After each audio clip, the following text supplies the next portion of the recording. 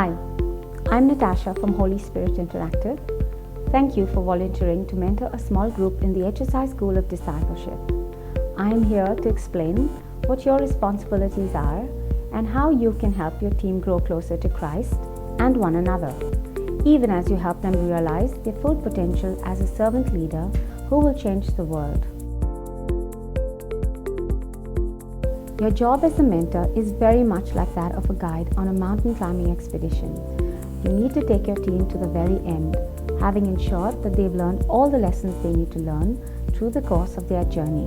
Although students are required to make a written commitment to attend every class and complete every assignment, there will always be a few students who struggle. Your role in such a case is to keep them motivated and encourage them to keep going, especially when the going gets difficult.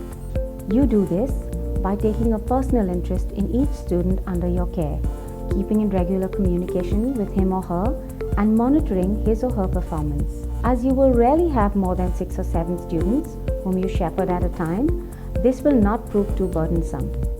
For this task, you will need to, number 1, keep track of attendance, number 2, keep track of commitment levels, and number 3, keep a note of involvement in activity. I will explain each of these briefly. Keep a record of attendance.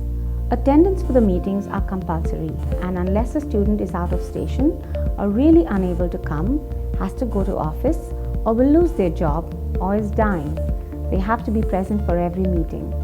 Your task is to record the attendance, and in the event the student is absent, your task to find out why. This is not to be done in a harsh manner, but in the manner of one who is genuinely concerned in the student's interests. Keep a track of commitment levels.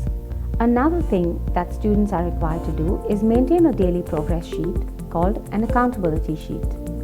This sheet tracks the student's progress in 4 major disciplines of prayer, study, outreach, and sharing. This needs to be monitored as well, and you would need to assist a student who is struggling. Keep a note of involvement in activity. Every week, a student is required to sum up the previous week's talk, and it is your task to ensure that the students in your care can do this well. Your task is also to make sure that all the students in your care get their turn to lead praise and worship and give a brief talk on a subject that will be assigned to them, and that they are reasonably well prepared for it. You also need to identify those students who have the potential of becoming mentors, as you are, which is the step before becoming a full-time leader in the ministry. This includes identifying the gifts they have and assessing how well they are able to use it. Once again, although this may all seem very daunting, let me reassure you that there are only 6 or 7 students in your care, and it really won't prove too much work. This is what you have to do, and I will explain each one briefly. Number 1, keep track of gifting. Number 2, keep track of proficiency.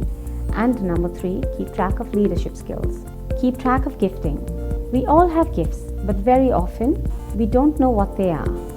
One of our tasks as a school is to identify what these gifts are. In your role as a mentor, you are in the best position to determine what a student's gifting is. You will need to make note of possible gifts and then evaluate. Keep track of proficiency. As students lead praise and worship and teach, you need to assess how well they perform with a simple speech evaluation system. Your task is to also give the student affirming but critical feedback about their performance. Keep track of leadership skills. You are not a mentor by accident. You were chosen because you exhibited leadership skills during your time in the School of Discipleship. You will hopefully go on from here to greater tasks and responsibilities after you are done with this role. But in the meantime, you need to identify those who have leadership skills among your wards.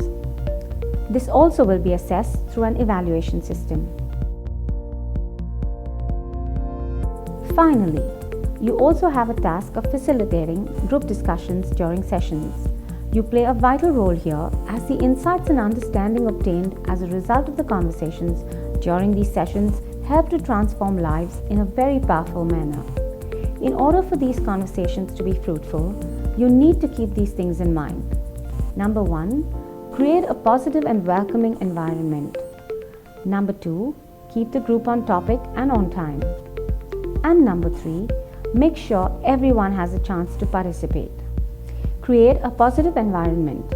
To keep a positive and welcoming environment, you act as a host or hostess who looks to the needs of the group and makes sure everyone feels comfortable and relaxed. It's not hard.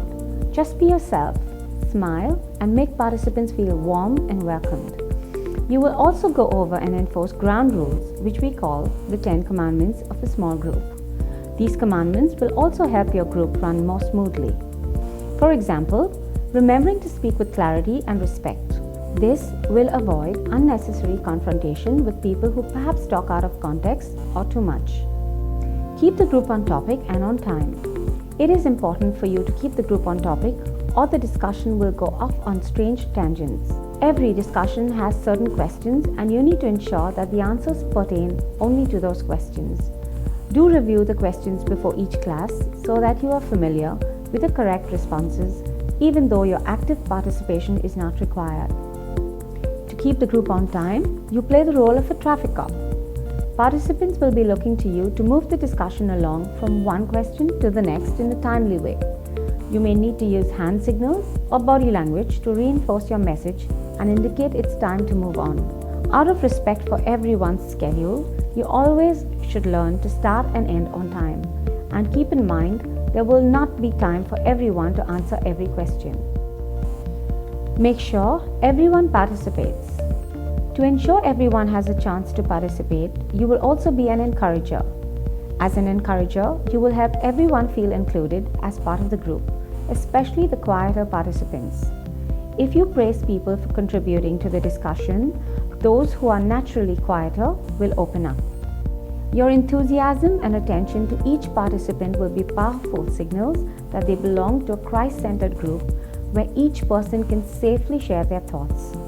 There is much more to being a mentor, and we will provide you with more guidelines in the written notes that you will be given.